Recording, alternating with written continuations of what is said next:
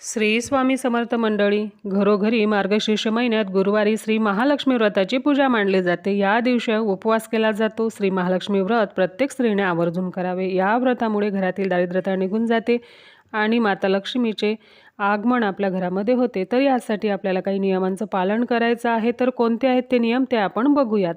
तर बघा, श्री महालक्ष्मी व्रत करून शेवटच्या गुरुवारी या व्रताचे उद्यापन केले जाते। मार्गशीर्ष गुरुवारी आपण उपवास करत असतो, व्रत करत असतो।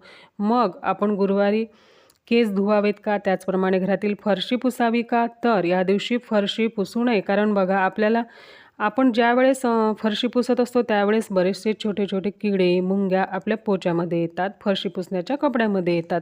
म्हणजे काय, तर आपल्याकडनं ते मारले जातात।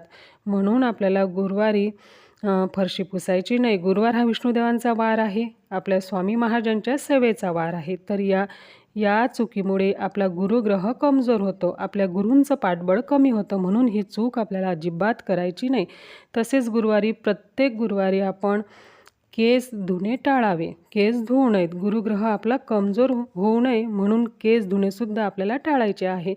परंतु याच दिवशी मासिक धर्माचा 5वा दिवस असेल किंवा याच दिवशी जर आपले सुतक फिटत असेल तर मात्र अंघोळीच्या पाण्यामध्ये चिमूटभर हळद टाकून त्या पाण्याने आपण केस धुवू शकतो। अन्यथा जर कोणतीही अडचण नसेल तर आपल्याला बुधवारी म्हणजेच आदल्याच दिवशी केस धुवायचे आहेत। परंतु मार्गशीर्ष गुरुवारी केस धुणे तसेच फरशी पुसणे आपल्याला टाळायचे आहे। श्री स्वामी समर्थ। धन्यवाद।